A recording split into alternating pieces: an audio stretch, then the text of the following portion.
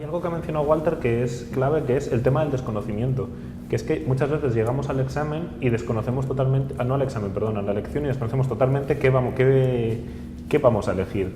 Desde el CEN llevamos un par de años ya haciendo eventos con diferentes sociedades, tanto científicas como de residentes, como nosotros hemos hecho uno el año pasado, para que los estudiantes conozcan estas especialidades un poco más, que en la carrera igual tienen menos peso, que están más olvidadas, que no se conocen porque no es lo que está de moda en las series de televisión, que parece una tontería, pero es el día a día.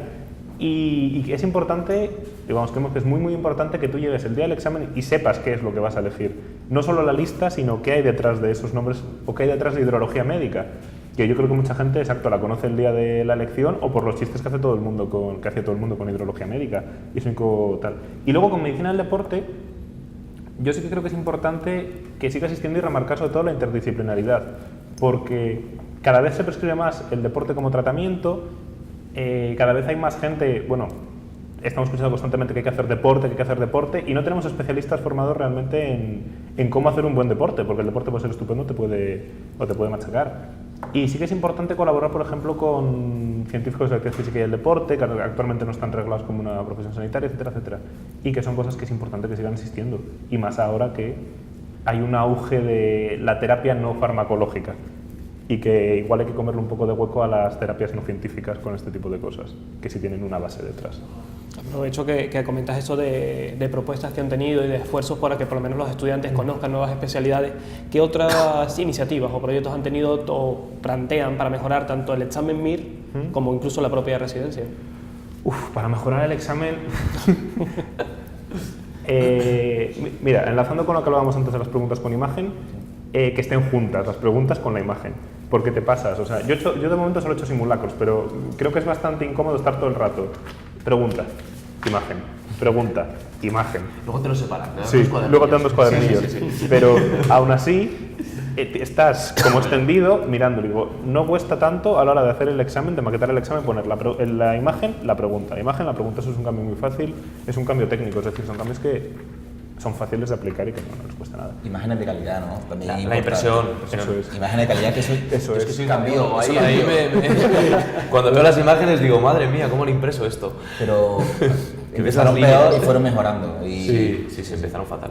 Sí, porque hubo un año que hubo quejas. Un año que eran malas fotos y mal impresas. Entonces es una combinación estupenda para generar el caos. Es que son cosas que dices, esto no puede ocurrir. Y luego otros 3 puntos que nosotros creemos que son básicos son la asistencia a un temario, que no te diga la convocatoria, la convocatoria del examen es la medicina. ¿Vale? Gracias. El tema de que se puede realizar en más sedes, porque, por ejemplo, en Córdoba me han comentado el otro día que este año no se puede hacer el MIR, que tienes que ir a Sevilla a hacerlo. Y nunca. Pues son cosas... Siempre, no sé si es, pero en los últimos años sin duda, hay que acudir a Sevilla. Que hay que, pues más Córdoba, que tiene una facultad de medicina, y que pasan más casos, quiero decir, hay ciudades grandes en las que no puedes hacer el MIR, que suena un poco a chiste. Y la asistencia de la posibilidad de hacer el MIR en lenguas cooficiales.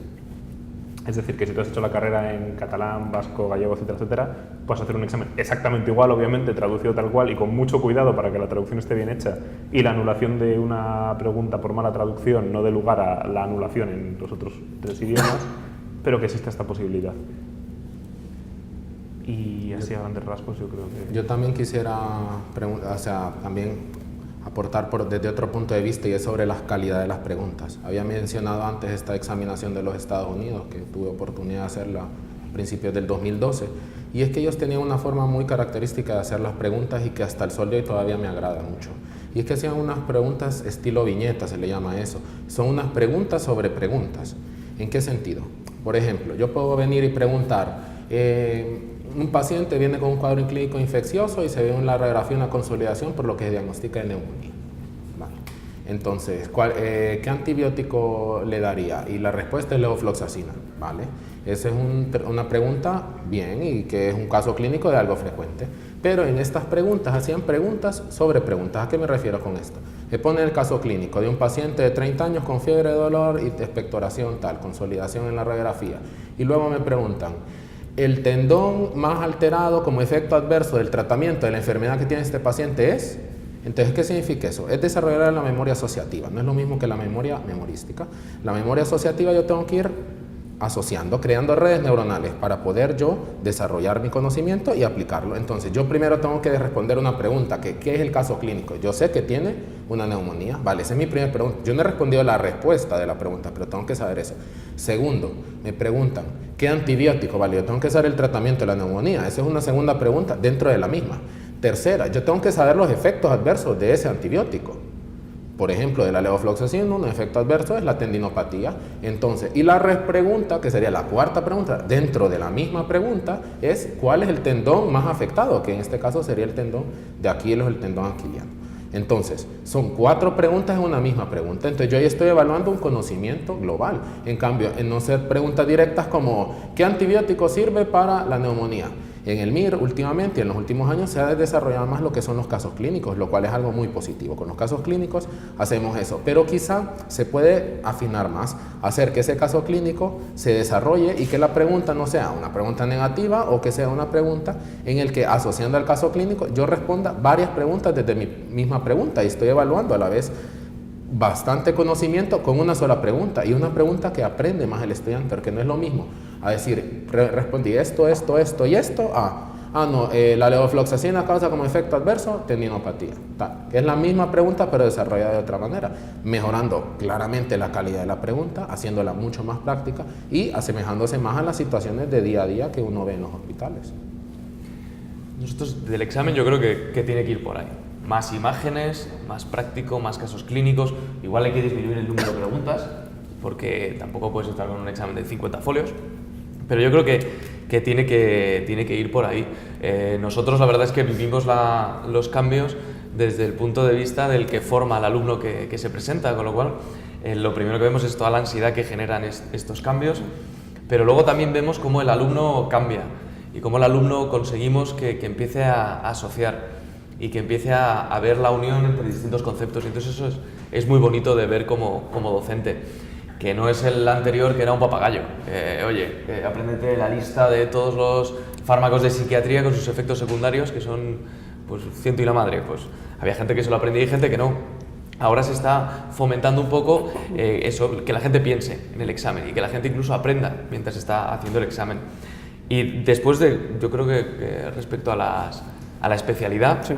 Solo añadiría que lo más importante ahora mismo es fomentar las áreas de capacitación específica.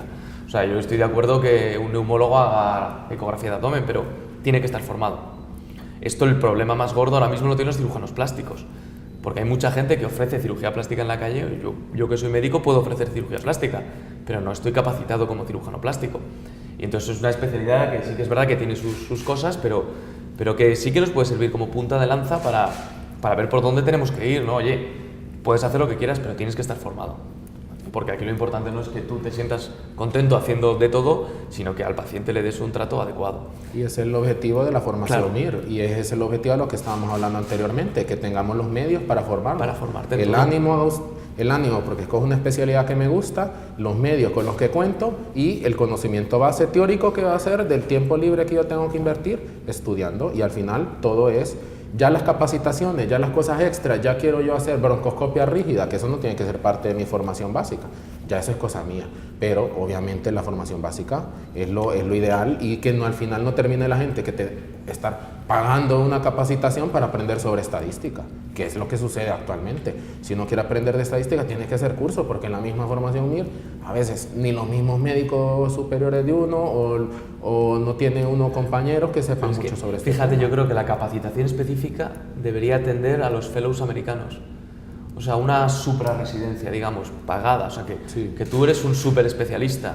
Oye, pues evidentemente no tiene que haber muchos, porque aquí, claro, luego nos volvemos locos y sobre hipercapacitamos. Sí, al final pero no, claro, pero por ejemplo, en mi área, que es la neuroradiología intervencionista, que es una cosa específica a más no poder, pues igual tiene que haber 5 centros en toda España que capaciten para esto y que sean formadores de esto.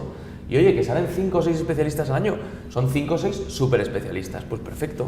Pero eso tendría que estar financiado por el sistema, o sea, eso no lo tiene que pagar el individuo, que ya va a estar haciendo guardias, que ya va a estar trabajando, que va a estar investigando, como en la residencia, vamos.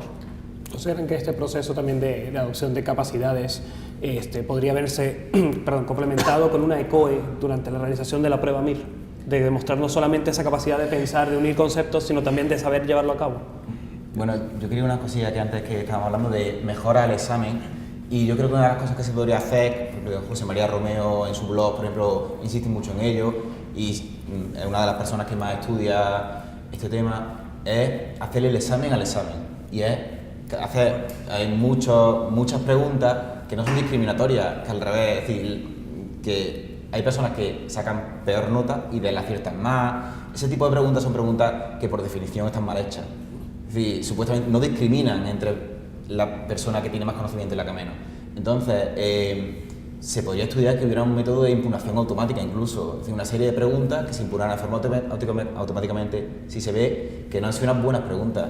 Son preguntas que no discriminan, son preguntas que realmente están mal. Entonces, hay sistemas de hacerle el examen al examen, como dice José María, que entonces ves que preguntas directamente, no solo por su reacción, sino directamente porque están mal realizadas y se ve que a la población MIR falla, es decir, no discrimina entre ellos, eliminarla de una forma automática, por lo menos directamente que se estudien y sobre todo vamos a publicarlo. También eso es lo que veo mucho el Ministerio, que está dando pequeños pasos en la publicación de los datos, pero no del todo. Sí que, por ejemplo, nos sorprende que publique un ranking de universidades, pero, por ejemplo, ese ranking de universidades entran a todos los que se han licenciado o graduado en esa universidad, pero no discrimina entre los que son recién graduados, entre los que repiten el MIR, que por ejemplo, este año en CETEO, si no me equivoco, están casi 1000 personas repitiendo, han hecho un programa de Repemir, ¿no? Creo que sí se llama así, o REMIR, que son casi 1000 personas que están repitiendo el MIR este año, hay que tenerlo muy en cuenta. Son personas que no es la misma población, es una subpoblación dentro del MIR, y no es lo mismo esas personas, sus resultados, que las personas que acaban de graduarse. O las personas, ¿cuántas personas son especialistas y vuelven a hacer un segundo MIR? No lo sabemos. Esos datos los tiene el Ministerio, porque cuando se hace la prescripción, todos esos datos son posibles. Es muy importante, si queremos hacer todo lo que estamos debatiendo aquí sobre cómo es el MIR, qué futuro tiene, cómo es la especialidad, saber quién se presenta al MIR. Entonces sí que nos discrimina entre comunitarios y extracomunitarios, pero dentro de los comunitarios se podría hacer muchas más subpoblaciones y ver si hay, por ejemplo, muchos especialistas que están especializándose, haciendo una segunda especialidad. ¿Por qué se está haciendo eso?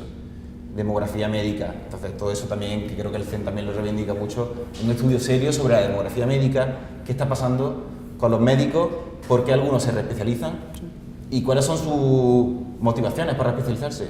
¿Es porque quieren aprender más? ¿Es porque no tienen otra salida? ¿Es porque quieren eso? No. ¿Quieren comer? ¿Tienen una familia? Yo eso lo veo mucho porque, claro, Rayos es un claro candidato a segunda especialidad. Entonces, de hecho, cada vez hay menos residentes de Rayos que decimos vírgenes, ¿no? Como primera especialidad. Cada vez hay más digestivos, que enriquece muchísimo, la verdad. Pero te da pena, dices, oye, que es que tú querías ser digestivo y estás haciendo Rayos porque no tienes trabajo. ¿Y por qué hay tantos digestivos? ¿Por qué hay tantas plazas? ¿Qué pasa? ¿Que hay algo que está descuadrado? Es que ahí es muy clave lo que ha mencionado Rafa sobre la demografía médica. Porque no tenemos un estudio serio que nos diga cuánta gente está trabajando en cada especialidad, el registro de profesionales lo llevan prometiendo desde siempre, no se sabe nada de él. Nos falta ese estudio, saber, oye, ¿cuánta gente se va a jubilar para saber cuántas plazas hay que convocar para el MIR, para saber cuántos números clausus hay que abrir, etcétera, Antes, etcétera? como lo llevaban las especialidades, especialidades ponían cupos, ¿no? Entonces, se ofrecían 200 plazas de digestivo, por ejemplo, pero la sociedad de digestivo decía, no, 100. O la sociedad de plástica. Se ofrecían 40, no, 6. Y entonces, claro, eso las comunidades autónomas dijeron, no, es que esto es el control de los médicos para limitar y para no sé qué, tal. Claro, las comunidades autónomas lo que quieren son infinitos residentes que les bajen el coste y luego al final pues no se sabe qué pasa con ellos, claro. Pues esto es clave de cara, eso es, porque lo que dicen siempre, que como médico no hay paro, pero luego hay un paro relativo según especialidades impresionante, porque tú ves especialidades en las que claramente faltan profesionales. Anestesia es el caso que siempre ponen, que siempre faltan anestesistas, que los anestesistas están en todas partes hasta aquí de guardias. Y especialidades con un paro del 30%, porque a la hora de convocar el MIR nadie miró realmente si hacían falta esos especialistas. Y no es algo tan complicado, o sea, tenemos colegios de médicos, tenemos acceso a los datos. Es un colectivo muy organizado que es muy fácil entrevistar, ¿no? Tienes que estar colegiado. Eso es que somos los profesionales que nos tienen más atados. Más atados. Es que saben quiénes somos, cómo nos llamamos y dónde trabajamos. Hombre, nosotros reivindicamos sin duda una reivindicación en la publicación de los datos del MIR, que directamente una prescripción, igual que publica en una parte, que publique en otra.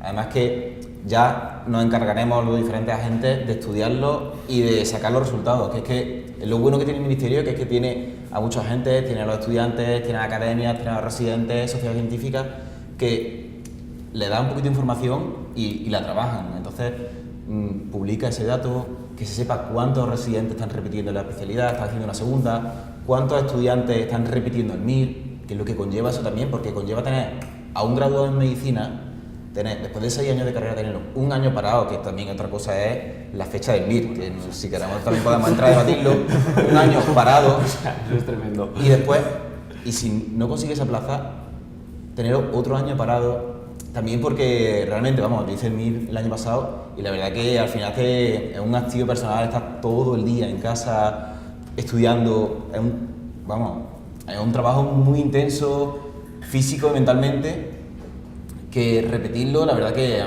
muchos compañeros lo pasan realmente mal. Entonces, pues está muy claro por el tema del número clausus, por el número de plazas que se sacan. O sea, que ves más viable el adelanto de la fecha, como proponían los decanos.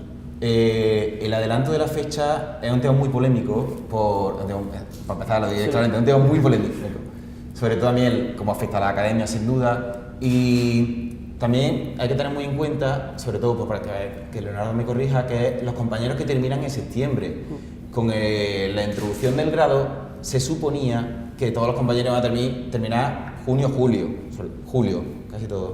Entonces, algunos compañeros iban a terminar en septiembre, pero si terminan en septiembre, el problema es que no te da tiempo a que hagan una corrección del examen, te den el título y tengas capacidad de matriculación a la prueba. Porque entonces estamos en la misma que antes, estamos dejando a una persona en el dique seco, por decirlo así, un año y medio. Entonces, si los agentes quieren, es decir, los médicos, estudiantes, queremos retrasar la prueba del MIR, tenemos que tener muy claro que hay unos compañeros que vamos a dejarlos fuera, o qué vamos a hacer con ellos, ¿no? A ver qué piensan vosotros. Al retrasar, es decir, si se hiciesen retrasar, adelantar, según como lo quieras, hacia qué lado del calendario vayas, sí está claro que en septiembre dejarías a gente fuera porque todavía hay facultades, la mía mismamente, en la que las pruebas son en septiembre. Quiero decir, no quedamos muchos, pero aún quedan sitios donde es en septiembre. Si tú tienes tu último examen de la carrera el 5 de septiembre y el MIR es el 30 de septiembre, no van a articular un mecanismo para que en 5 días te den la nota, cierren las actas, te den el título y te puedas matricular al MIR. Nosotros creemos, no estamos por el cambio de fecha, lo hemos dicho bastantes veces, pero si hay un cambio de fecha tiene que ser en consonancia con todo lo demás, que no se intente parchear una parte, que es lo que vivíamos nosotros un poco con la troncalidad también, parchear una parte para mejorar el todo. Si queremos mejorar algo en concreto, que es el continuo formativo en este caso, hay que empezar desde sexto, garantizar que en todas las facultades sexto sea un curso, que está por aquí también, sea un curso práctico totalmente, Sí. o con muy poca carga teórica, un curso en el que tú estés en el hospital todos los días, que realmente tengas la opción de hacer el MIR ese mismo año, etcétera, etcétera. Y entonces se podría estudiar un cambio de fecha, pero tiene que venir acompañado de un cambio completo. No podemos seguir parchando trocitos esperando que todo mejore mágicamente. Si pasamos el examen a septiembre, pues hay que estudiar como sexto en cada facultad, hay que homogeneizar sexto en las facultades porque no llegas con los mismos conocimientos luego al MIR. Seguramente influye mucho más la preparación con la que vengas de casa porque tienes menos tiempo de... lo que dicen siempre, ¿no? Que las academias al final un poco te igualan independientemente de la facultad en la que hayas estudiado. Porque siempre dicen que no hay diferencia entre facultades y luego salen los resultados del ministerio y las ves. O sea, las ves porque las ves. Las facultades que tienen una barrita verde así y las facultades que tienen una barrita igual de grande pero roja y están abajo del todo. Entonces es algo a tener muy en cuenta, hay que estudiarlo mucho, pero de momento, o sea, tal y como está la situación ahora mismo, nosotros creemos que el examen en enero, febrero, es donde tiene que estar. Vale, me gustaría hacer una ronda de conclusiones, un poco tirando un titular de cuáles serían las mejoras que consideran necesarias para el MIR, el examen, y para la residencia. Si quieres vamos de derecha a izquierda. Bueno, para el examen, como he comentado antes, vería necesario una publicación un examen al examen. Después, tras ello, una publicación de los datos mucho más atomizada, separada, donde se viera dentro del personal comunitario cuáles son recién egresados, repetidores, segunda especialidades. Muy fácil que lo haga el Ministerio, es solo tener voluntad política.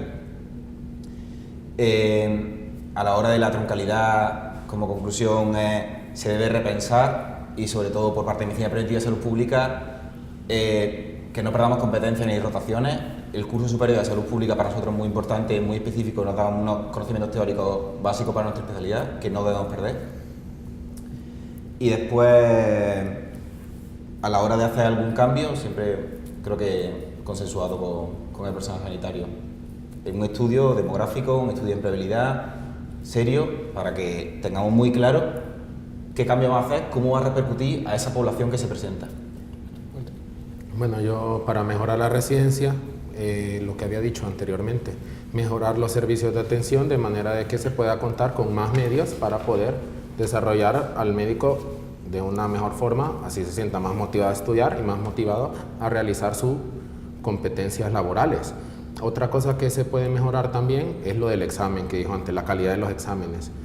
La calidad de las preguntas, hacer unas preguntas mucho más estructuradas, más discriminatorias, que ayuden a valorar mejor a la persona. Y también en cuanto a la residencia, quisiera mencionar lo que es la competencia basal, la competencia que tiene cada persona como residente sobre un tema en concreto, ya más específico, afinando más. ¿En qué sentido lo digo? Lo digo en que no es lo mismo de yo sé operar a yo no sé operar, yo no sé hacer una leuctomía o yo sé hacerla. Es que no es un sí o no, es que hay muchos grises en medio. O sea, no es lo mismo decir yo sé hacer una broncoscopia a no sé hacerla. O sea, es hacerla bien, mal, regular, tal. Entonces, todo eso se le puede ir desarrollando a través de capacidades y en orden cronológico de cómo van desarrollándose las habilidades, son las curvas de aprendizaje que conocemos y que en otros países se les llama las milestones, que son las habilidades, cómo se van desarrollando ese residente a medida va avanzando su formación. Bueno, nosotros desde el punto de vista de las academias, digo, pero vamos, desde el punto de vista de CTO en este caso, sí que creemos que el MIR cada vez tiende a ser más práctico, por eso estamos fomentando esa practicidad en la enseñanza con ECOES que se ofrecen en cuarto y en quinto, y creemos que va por ahí. Nuestra función, la verdad, no es opinar mucho sobre cómo debe ser el examen, que eso yo creo que tiene que quedar claro, que tiene que ser pues el CEM, los catedráticos de las facultades, los decanos, digamos, e incluso y el ministerio, por supuesto, sino que es adaptarnos a lo que nos den. Esto es lo que se ha decidido, oye, pues aquí estamos nosotros. Y solo para terminar diría que tenemos que empezar a caer en la cuenta de que un servicio tenga residentes es un privilegio y el servicio tiene que ganárselo. Es decir, el residente no es un esclavo. Que un servicio se reconozca y le den residentes, eso hay que ganárselo día a día y año a año. Y si un servicio no se lo gana, hay que quitarle los residentes. O sea, creo que tener residentes es un privilegio porque es verdad, los formas, pero te echan una mano muy importante. Y esto creo que es importante decirlo. Yo sí, para darte un poco en forma de titulares, para el examen se parece a la vida real. Debería ser, o sea, sería un titular estupendo, es decir, que el examen realmente evalúa, el examen se parece a lo que haces en sexto, el examen se parece a lo que vas a ver el día que empieces a trabajar. Y por otra parte, en cuanto a la especialidad, los agentes sociales se sientan y pactan una reforma consensuada. Yo creo que ese sí que sería el gran titular, que si se cambia, si se mejora, no si se cambia, si se mejora, sea porque todos nos hemos puesto de acuerdo, los residentes, los decanos, el ministerio, los estudiantes, etcétera, etcétera. Que haya realmente una reforma que todos apoyemos y en la que todos hayamos participado. Perfecto. Quiero agradecerles a todos su presencia en este debate y A hasta vosotros. una nueva edición de los debates de Sanitaria 2000.